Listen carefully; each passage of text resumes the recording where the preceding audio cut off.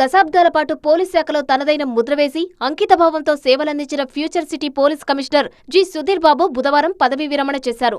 రంగారెడ్డి జిల్లా ఇబ్రహీపట్నం 3వ బెటాలియన్లో ఆయన గౌరవార్థం ఏర్పాటు చేసిన ఫేర్వెల్ పెరేడ్ అత్యంత భావోద్వేగభరితంగా సాగింది. బెటాలియన్ మైదానంలో జరిగిన సాయుధ బలగాల గౌరవ వందనాన్ని ఆయన స్వీకరించారు.